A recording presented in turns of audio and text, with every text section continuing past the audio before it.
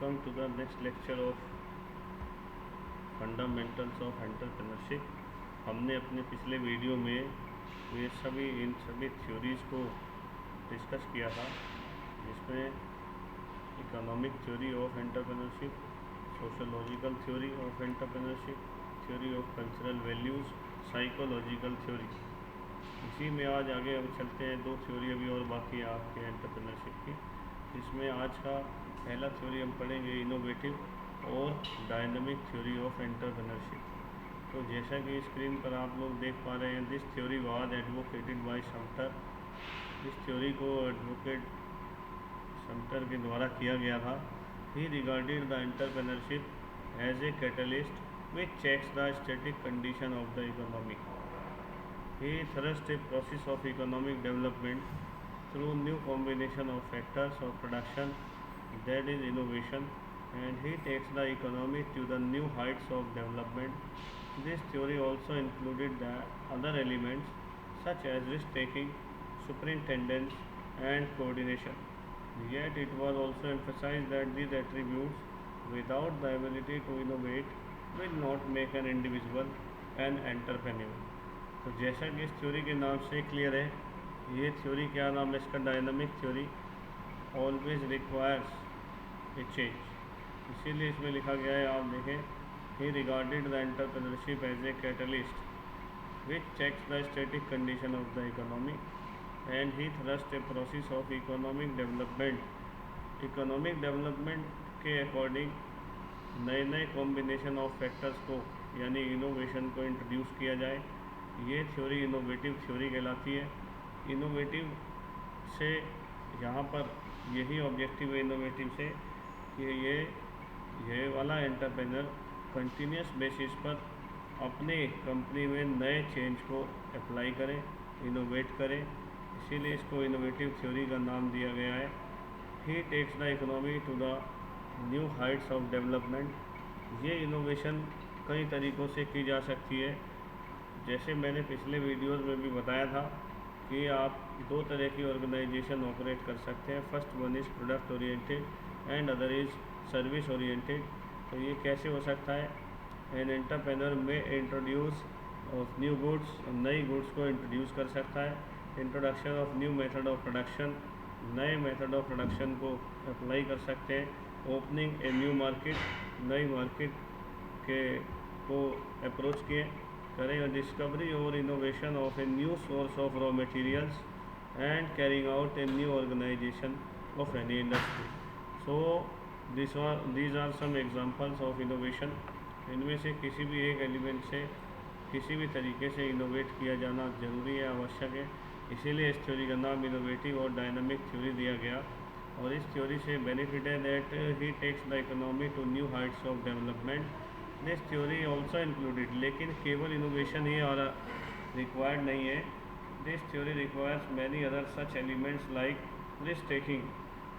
The entrepreneur should have confidence और ability to face the risk, to bear the risk. और risk taking के साथ साथ सुपरिंटेंडेंस और कोऑर्डिनेशन भी उतना ही रिक्वायर्ड है जितना कि इनोवेशन की ability. Yet he emphasized that these attributes, without the ability to innovate, will not make an individual an entrepreneur. लेकिन यहाँ पर ये भी बताया गया कि अगर एक एंटरप्रेन्योर के अंदर इनोवेशन की एबिलिटी नहीं है तो ये सारे एलिमेंट्स जो हैं वो इफ़ेक्टिवली वर्क नहीं करेंगे। इसमें यहाँ पर क्लियरली मेंशन है, he emphasise that these attributes without the ability to innovate. इसीलिए एक एंटरप्रेन्योरशिप का इनोवेटिव होना, नए नए चेंज को अडॉप्ट करना, एनालाइज करना, उन सब के बिना ये काम नहीं हो सकता है, पॉसिबल नहीं हो सकता।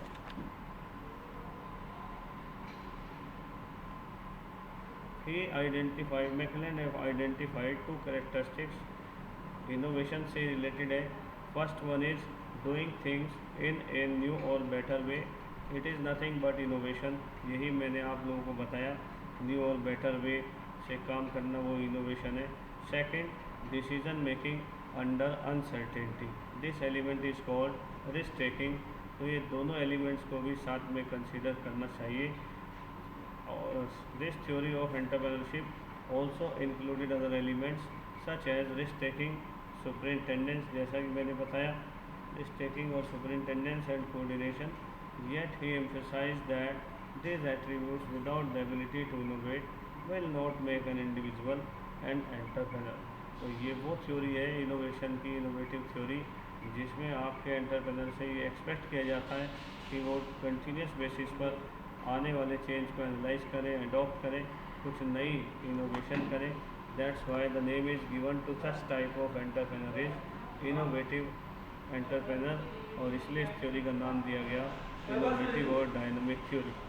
Dynamic theory means which will change on a continuous basis.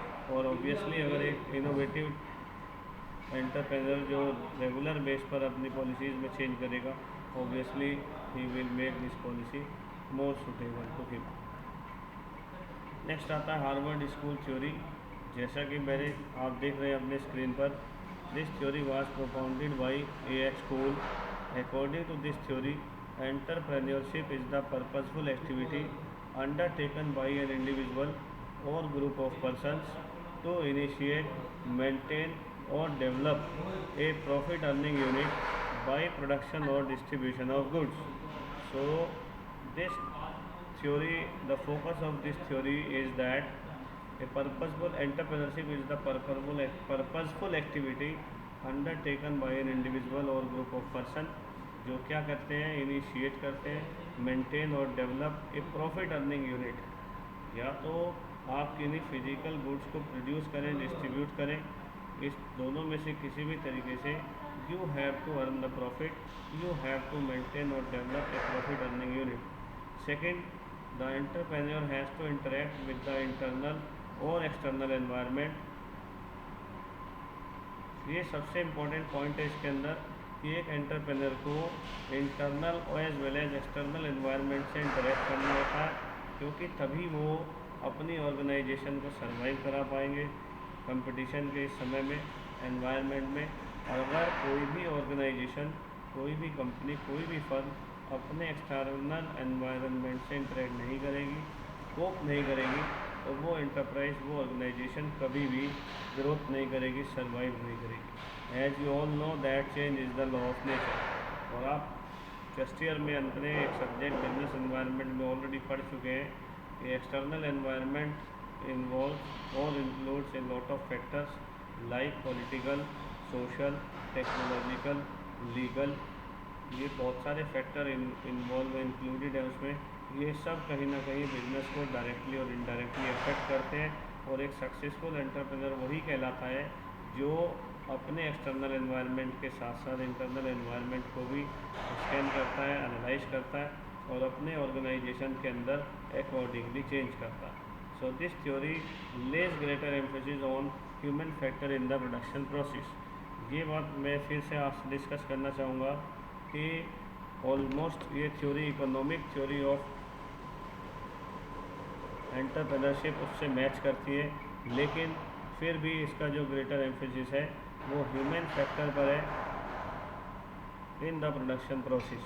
तो यही मैंने बताया कि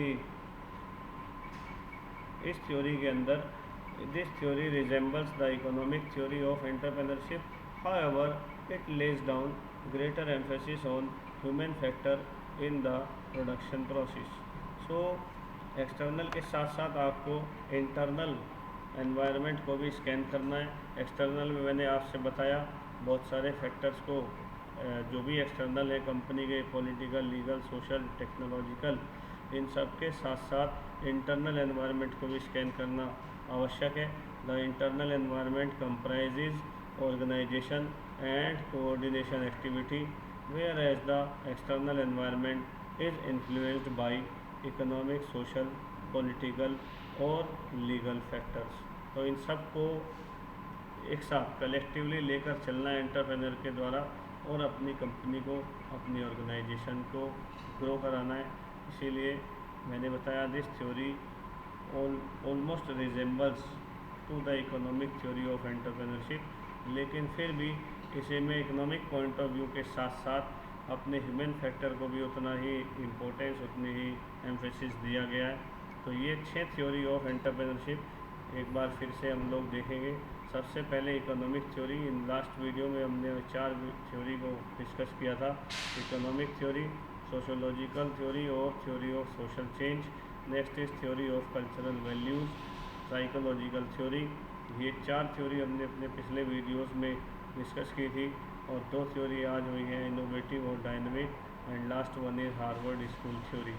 ये 6 थ्योरी हैं आपकी, जिसके मिलाकर हम अपने इस टॉपिक को आज कंप्लीट करते हैं, theories of entrepreneurship.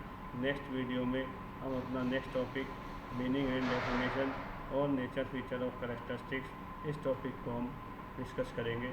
Have a nice day.